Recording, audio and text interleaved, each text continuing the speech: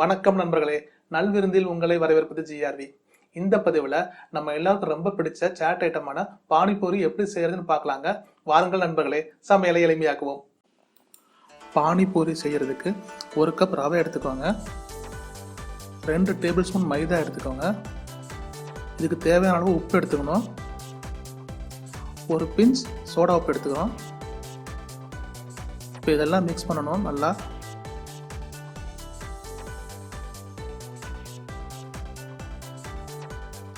நம்ம தண்ணி விட்டு நம்ம சப்பாத்தி மாவு பதத்துக்கு நல்லா விரவுறோம்.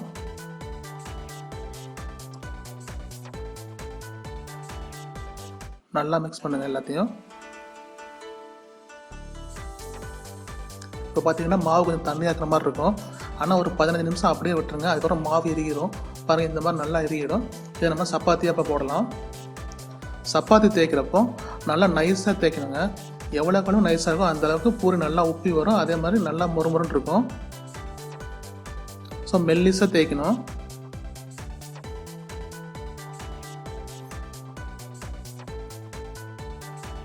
பாருங்கள், இந்த மாதிரி நல்லா மெல்லிஸாக தேய்ச்சிக்கணும். இப்போ ஒரு கப்பு வச்சு நான் கட் பண்ண மாதிரி இந்த மாதிரி சின்ன சின்ன ரவுண்டாக கட் பண்ணி எடுத்துக்கோங்க.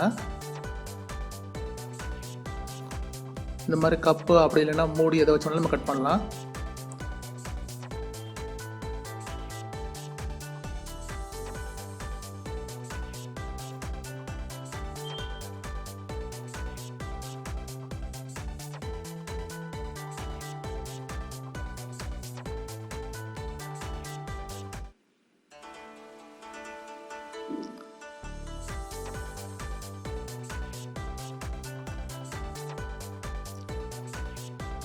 இப்போ நம்ம கட் பண்ணி எடுத்த பூரியை பொரிக்க போகிறோம். எண்ணெய் நல்லா காஞ்சிடணும். எண்ணெய் நல்லா காஞ்சோன்னா அடுப்பை மிதமாக வச்சுக்கோங்க. இப்போ பூரி பொரிக்கலாம். ஒவ்வொரு பூரியாக போட்டு கூட பொரிக்கலாம், இல்லை 2 பூரி பொரிக்கலாம். அதுக்கு மேலே போடாதீங்க, நிறைய பூரி போட்டால் புஷ்னு வராது. பாருங்கள், நல்லா அமுத்தி அமுத்தி விட்டோம்னா எண்ணெயில் புஷ்னு வருது பாருங்கள் பூரி.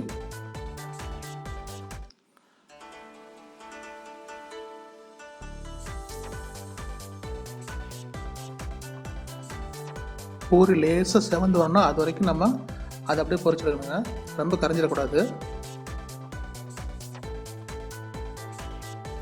பாருங்கள், இந்த ஸ்டைல் நம்ம எடுத்துடலாம். நம்ம பூரி நல்லா சூப்பராக வந்திருக்கு.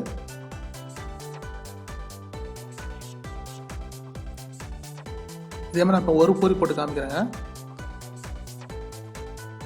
பாருங்கள் எவ்வளோ சூப்பராக வருது பாருங்கள், நல்லா புஷ்ஷுன்னு வரும் பாருங்கள். இதே மாதிரி கிறிஸ்பாகவும் இருக்குங்க இந்த மாதிரி பொரிச்சோம்னா. இதே மாதிரி நம்ம எல்லா பூரியும் பொரிச்சு எடுத்துக்கலாம்.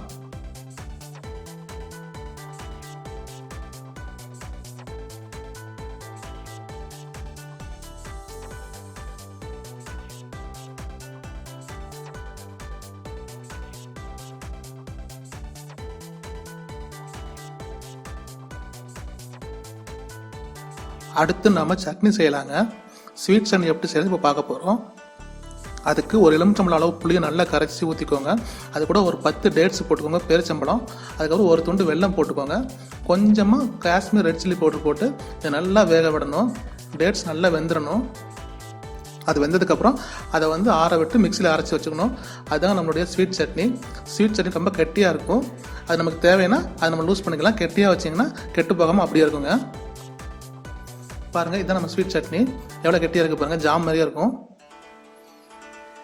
இது இந்த பானிபூரிக்கு சூப்பர் டேஸ்ட் கொடுக்குங்க.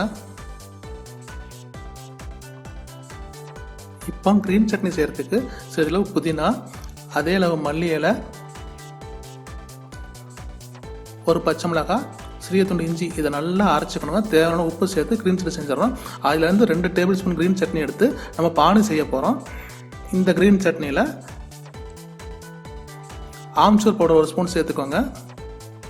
மாங்காய் பொடி இது 1 ஸ்பூன், ஜீரக பொடி சேர்த்துக்கோங்க. ஸ்வீட் சட்னி கொஞ்சம் சேர்த்துக்கோங்க.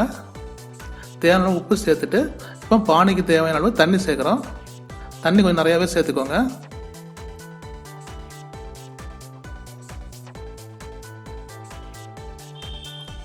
இதை நல்லா மிக்ஸ் பண்ணிவிட்டு இதில் வந்து கொத்தமல்லி இலை சேர்த்துக்கிறோம்.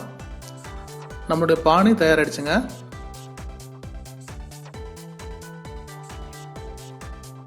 நல்லா வேக வச்சு மசிச்ச உருளைக்கிழங்குல ஒரு பெரிய வெங்காயத்தை பொடியாக நறுக்கி சேர்த்துக்கோங்க. ஒரு பச்சை மிளகாவை சேர்த்துக்கோங்க பொடியாக நறுக்கி. மல்லி இலை சேர்த்துக்கோங்க.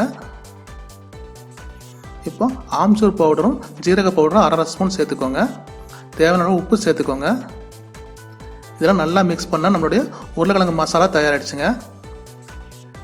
இப்போ நம்மளுடைய ஸ்வீட் சட்னி, க்ரீன் சட்னி, பானி, உருளைக்கிழங்கு மசாலா, பானிபூரி எல்லாமே ரெடி ஆகிடுச்சு. இப்போ இதை வந்து நம்ம அரேஞ்ச் பண்ணிடலாம். இப்போ பானிபூரி உடைச்சிடறோம். அதில் இப்போ உருளைக்கிழங்கு மசாலா வைக்கிறோம். அதில் கொஞ்சம் பொடியை நறுக்கிய வெங்காயம் வைக்கிறோம்.